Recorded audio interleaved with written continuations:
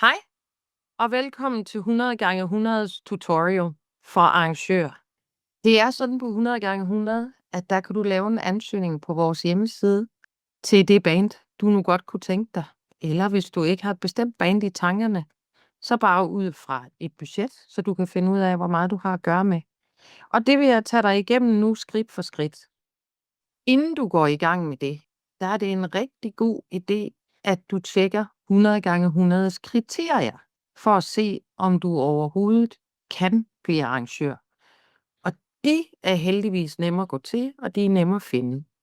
Du går ind på vores hjemmeside, som du kan se her, 100 gange 100.dk, og så på forsiden står der cirka midt på skærmen, få op til 10.000 kroner i underskudsgaranti, se kriterier. Så trykker du på se kriterier, og så kommer du herind på den her side. Og der er der nogle punkter her, 11 punkter, og hvis du trykker på plusset, så under hvert punkt, der kan du gennemlæse det enkelte kriterie. Og det gør du bare med dem alle sammen. Og kan du opfylde dem, så er der i hvert fald basis for at ansøge om støtten. Og hvordan gør du så det? Nu går vi lige tilbage på forsiden på 100 gange 100. Den var der. Du kan gøre det på flere måder, men nu gør vi det på den nemme måde, synes jeg. Du trykker i højre hjørne på den blå bjælke, som bliver hvid, når du stiller dig hen på afholdt koncert. Så kommer du ind på denne her side. Og så står der, at du kan starte og afholde sig en koncert på en af to måder. Med udgangspunkt i en artist, eller med udgangspunkt i budget. Start ansøgningen med artist her.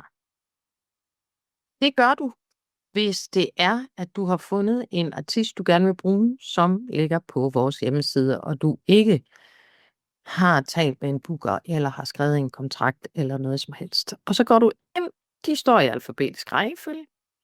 Så kan du scrolle her og kigge ned igennem det. Og så vælger vi et tilfældigt band her. Vi vælger Beckmann og Sidenius. Og så hvis det er dem, du tænker, nu vil jeg lige ind og læse lidt om dem. Og det kan du så gøre her. Så kommer du ligesom ind på deres side. Og så tænker du, umiddelbart så står der fra 7.200. Det lyder som om, det vil jeg godt være med til. Så herovre i højre side, hvor der står start ansøgning, så klikker du på den. Og klik. Så kommer du ind, du kan se her, at der er nogle forskellige steps her, du skal igennem, hvor min pil den ligesom kører. Og så tager vi dem bare en efter en. Nu er vi på første side, om man vil, som hedder artistvalg. Du har bestemt dig for, at du vil gerne have Beckmann Sidenius. Så klikker du der. Og så står der noget her. De koster så 7.200. Så skal der være 1.000 kroner til produktion og anlæg osv. 500 kroner til catering. Det er fordi musikerne skal have noget at spise. Og det sætter vi per default 250 kroner af til per næse. Og så har vi også altid i vores budgetter en diverse post på 500 kroner. Og det er en bagstopper. Fordi hvad nu, hvis man lige pludselig skal ud og købe et batteri til en microport, der mangler et batteri, eller det kan være hvad som helst. Den fremgår altid af budgetterne, som vi regner ud sammen med dig. De budgetter, der ligger herinde på i vores ansøgningsproces, det er budgetestimater. Så det vil ikke være 100% det endelige budget. Det ender du med at lave sammen med mig, når din ansøgning er sendt.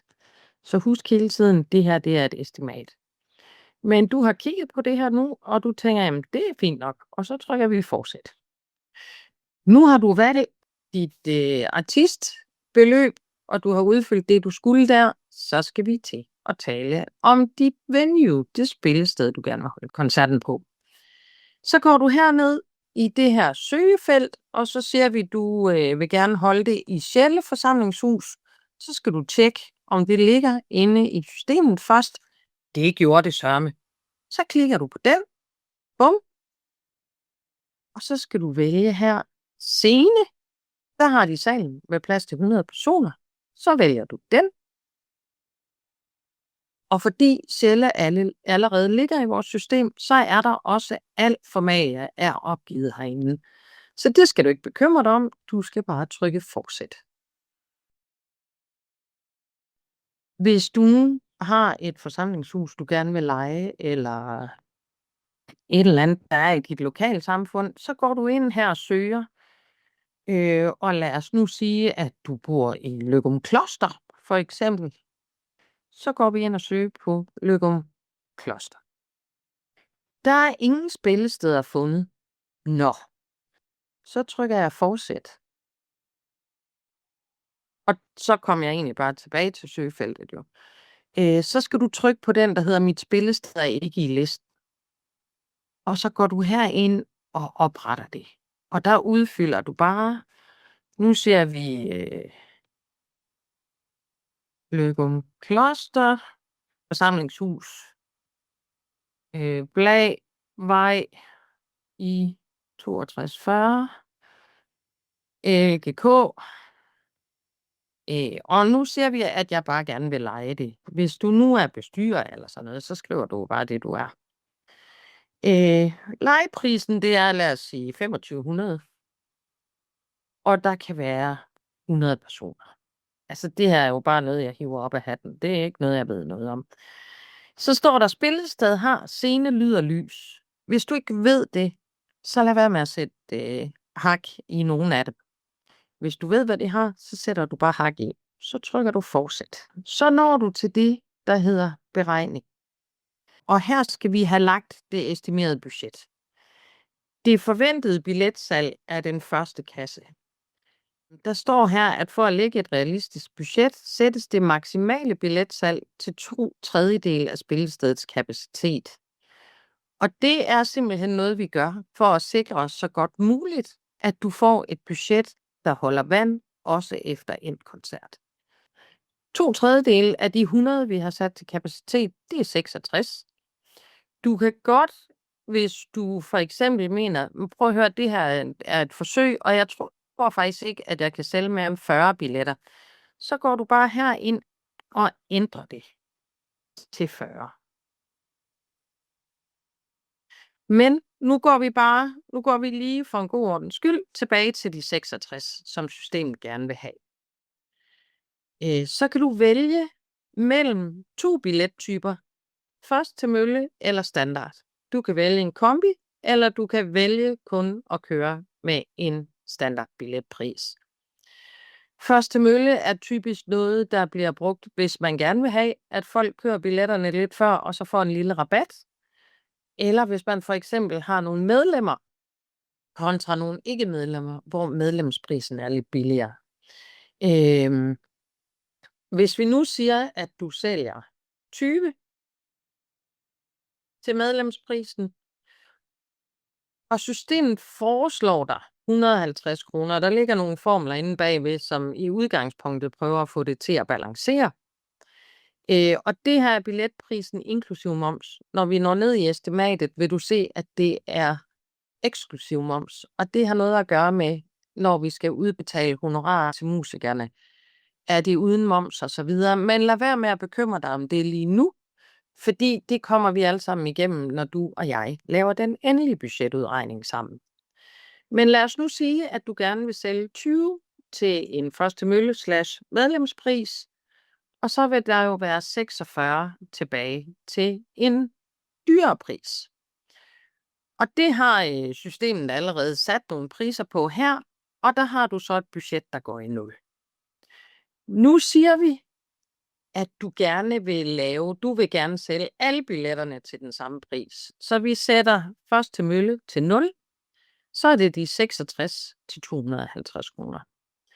Der ender du så, som du kan se her, med et lille overskud på 1.500 kroner. Hvis du så tænker, jamen prøv at høre, så vil jeg faktisk gerne prøve at se, om jeg kan sætte billetprisen lidt billigere.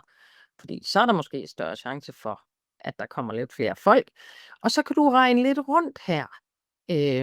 Nu prøver vi at sætte den ned til 200 for eksempel, og trykker gem. Der kan du se, så går den i 0. Så lad os bare prøve at blive med de 200 kroner. Det vigtige er, at dit budget går i 0. Igen, Ender du med et lille underskud hernede, så er det også noget, vi snakker os igennem, når vi laver den endelige budgetberegning. Det skal du ikke lade dig skræmme af, men som tommelfingerregel, så skal budgettet gå i 0. Godt. Det gør det her, så vi trykker fortsæt. Og så skal du oplyse alt muligt om dig selv her. Og nu bruger jeg selvfølgelig bare mig selv. Sanne Vive. Jeg bor i 8000. Normalt. Aarhus C. Og min mail, den er info@100x100.dk. Det er den, du skriver på i øvrigt, hvis du gerne vil have fat i mig. Og mit telefonnummer er sådan. Så kan jeg fortælle lidt om mig selv, mine erfaringer med at arrangere koncerter og events. Og det er rigtig rart, hvis du rent faktisk skriver lidt om dig selv her, fordi det gør det nemmere for os i det videre forløb. Lige nu der skriver jeg bare et eller andet, som ingen mening giver, fordi vi skal videre. Og så må du også gerne i det næste felt fortælle om, hvad slags arrangement det er. Er det for eksempel ren koncert? Er det koncert med spisning? Er det en koncert, som er en del af noget større? Og så videre. Og jeg skriver igen bare noget volapyk her.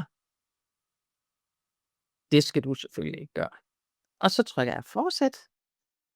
Så når du ind på en opsamling her. Der kan du se, du har søgt Beckmann Sidenius. Du vil gerne leje Løgumkloster Forsamlingshus. Her er de priser, du har opgivet på lejepris. Her er dit budget. Udgifter og indtægter. Det balancerer. Du er som mig lige nu. Og så hernede, der skriver du under på, og det var derfor, jeg nævnte kriterierne i starten af videoen. Det er, at du bekræfter, at du har læst betingelserne. Jeg dobbelttjekker selvfølgelig. Det er også noget, vi vil gøre, når vi taler sammen, efter jeg har modtaget din ansøgning. Men det er dit ansvar også at sørge for, at du er bekendt med kriterierne. Og så skal du bekræfte, at du ved at indsende denne ansøgning kan oprettes som bruger med alle mine oplysninger på dem, der styrer vores platform. Og så trykker du indsend ansøgning. Det gør jeg ikke lige nu, fordi så ender den bare i min indbakke, og det er der sådan set ingen grund til. Og det, der så sker herfra, er, at din ansøgning ender hos mig. Så kigger jeg på tallene, og så kontakter jeg dig. Og det er også der, hvor du kan spørge om alle de ting, du måske ikke har fundet svar på, eller hvis der er ting, du er usikker på. Og når vi har lavet en budgetudregning sammen, ud fra det oplæg, du har lavet i den her ansøgning, og jeg sender den til dig, og du godkender den over for mig i en mail, så kører bussen faktisk, og så er vi rigtig godt på vej til at lave en koncert. Hvis det er, at du er i tvivl om noget, og gerne vil tale med nogen, så bare ring til mig, også hvis du skal have hjælp til det her. Og det kan du gøre på vores kontaktnummer, som er 86 86 86 16, og så skal du trykke 2, så får du fat i mig.